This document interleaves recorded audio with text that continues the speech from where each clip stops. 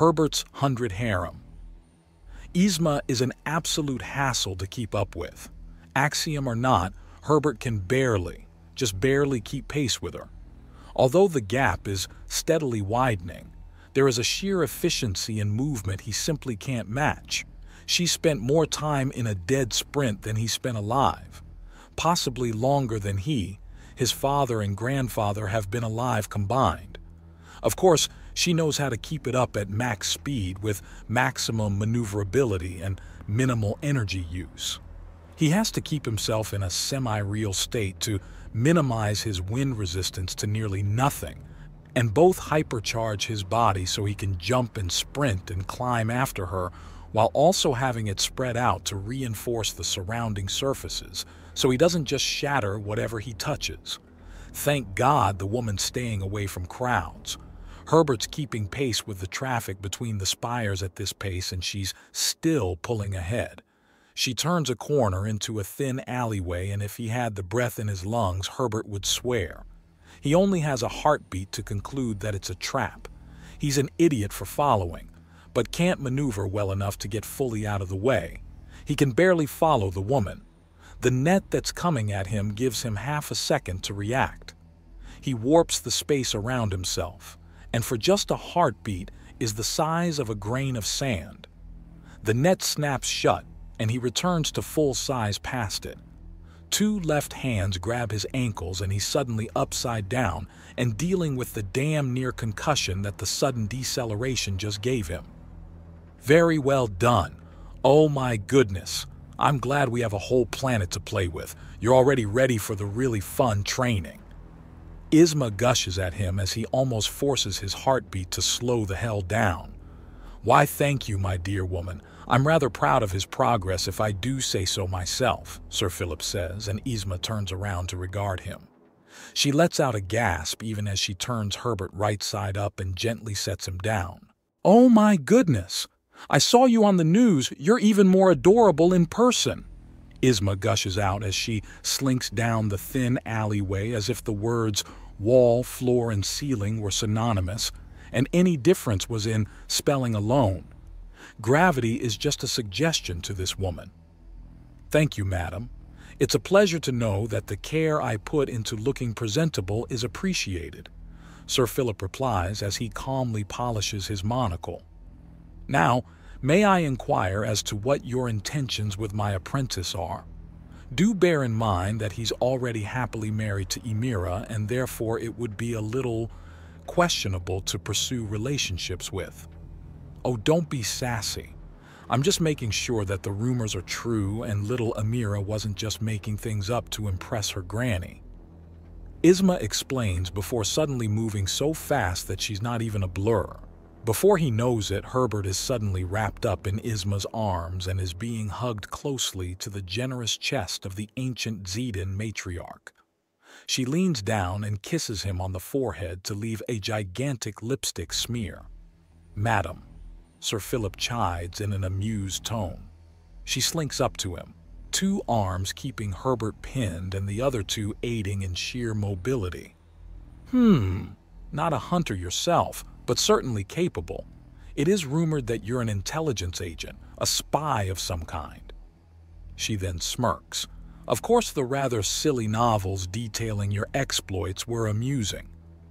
Well, they did have to tone things down a touch. Otherwise, people would struggle to believe it, Sir Philip says blandly as he polishes a few fingernails. Still, I do need to speak with Mr. Jameson for a few moments and would like him unmolested for at least a little while longer. Certainly.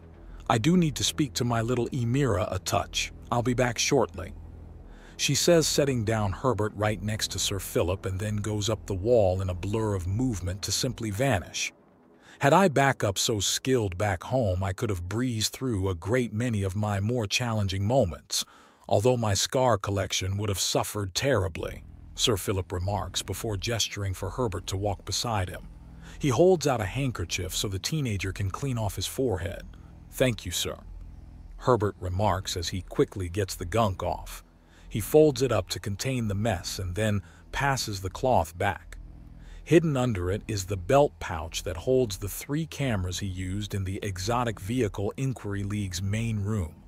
Sir Philip passes him an empty one simultaneously, just before the handkerchief and the pouch vanish into one of the senior spy's pocket. "Do you have anything of note you'd like to tell me?" Sir Philip asks calmly.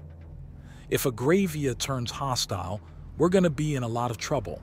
Terrifyingly intelligent and with a learning capacity that makes even the most attentive and retentive student seem dull and disinterested at best.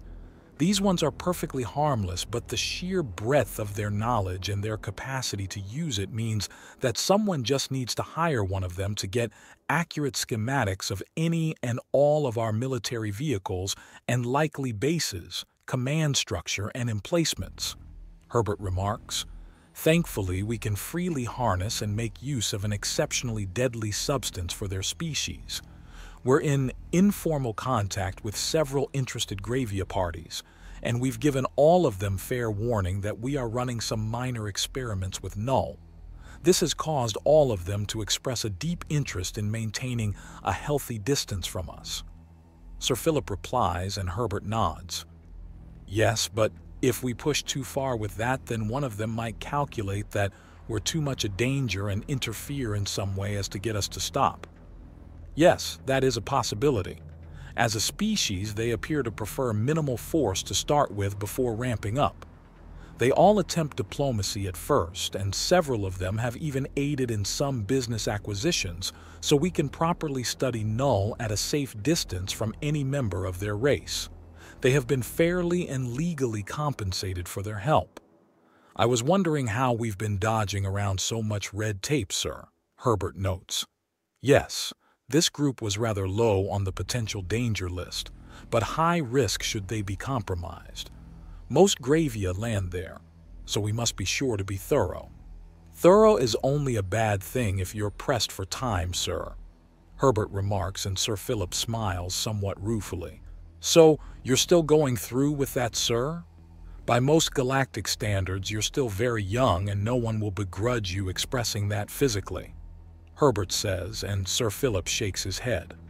"Chronologically, most people on this spire make me seem like a toddler in nappies, yes. But I've done so much, seen so much. I just want peace without regrets," Sir Philip says, and for a moment it feels like an entire universe is pressing down on the man. There's a weight that no physical structure could possibly hold. The old man takes a deep breath and nods. "I neither have nor want the energy to deal with such problems anymore. I have done my part, done more than my part, and I'm here out of a sense of obligation, but not an actual one." "I think I understand, sir," Herbert says, suddenly aware that there's a pair of figures, one riding on the back of another behind them. One has a very familiar Axiom signature. He holds up his hand to give them a little wave. "Hey girls, we were just finishing up." "Indeed. Now remember, young man, do mind your manners. You are speaking to your elders after all. A little respect goes a long way," Sir Philip says before he adjusts his cufflink and simply vanishes. There was no Axiom interference whatsoever, but Herbert isn't worried. He knows that there's a team of men working together to make that happen. Herbert turns with a smile and catches a hug from Emira, who cuddles into him happily. "If you're trying to earn as many points as possible from me, then you're certainly on your way." "Oh, thank you. Still, that trap was set up very quickly. 2.5 seconds is all the time you had to get that ready." "How?" he asks, and Yzma lets out a little laugh as she walks up to give both him and Emira pats on the head. "Experience, experience, and experience. There are more little tricks and techniques to getting things done quickly and properly than letters in a novel, and that's just for one thing. So long as you remember that no matter what you can do better, then you'll eventually get there," Yzma says, and there's almost a sensation of exasperation from Emira. This is something she's heard a lot. A lot. "Come on, Grandma, there's some new places that opened not long ago. They opened up a defenestration nation not too far away, and it's been so much fun," Emira exclaims, pulling at her grandmother's lower left arm to lead her around. "You know, Emira, I was a little worried that entering your name in an arrangement would end badly. There are so many terrible matches. Oh, I know that the terrible stories are screamed to the heavens, but there's always at least some truth to all the doom-mongering," Yzma says, and Emira freezes, as does Herbert. Oh no. What happened? Conspiracy, misunderstanding, and a long drop? Herbert asks before looking to Emira. She's trying to hide in her turtleneck. It's not working. Emira begins as she tries very hard to find some way to change the topic. "What happened?" she asks, and Emira tries to burrow further into a shirt that's already letting her down as far as she can go. Yzma pulls down the collar and tilts up Emira's chin. "What happened?" "A corrupt politician, eager to smear her opponents and not caring for collateral, deliberately screwed with the arrangement process. And since at least half the people involved are Zeden, everyone's trying to drown in guilt that isn't theirs. Yes, taking responsibility is great, but when you've been lied to and manipulated in the first place, it's unreasonable." "That is a wonderful summation and thoroughly lacking in details," Yzma says. "Ambassador Hlila had an enemy in office that deliberately sabotaged the arrangement. First by knocking me out, and then by misinforming the girls, and then had them wound up and overly eager to get things done," Herbert says, and Yzma would be raising an eyebrow if she had the facial structure for such a thing. The play of axiom across her carapace is telling. Thuna Lorne was a trusted under-administrator until this. She had been a political opponent of Ambassador Hlila, but this incident revealed that she was willing to go to unacceptable lengths for her ambitions. Herbert continues as Emira is too busy drowning in her sense of shame to actually defend herself. Unacceptable lengths? An interesting turn of phrase for someone that's being trained as a spy and assassin, if I don't miss my guess. Yzma notes slyly. "Spy? Me? Madam, do I look like I would be capable of such deception?" he asks, looking up at her and blinking a few times to flutter his eyelashes a bit. This drives the older Zeden to giggle. "Oh, you're a scoundrel and a half. You may lack in natural armor, but I think I may need to keep my granddaughter safe from you and yours," Yzma says, and Herbert chuckles. "Scoundrel? Me? Heaven forbid," Herbert replies, and Emira is slowly coming out of her shirt. "So is there anything in particular you want to show your grandmother, or—" "Well, we were going to Defenestration Nation," Emira notes, and Yzma lets out a slight cackle.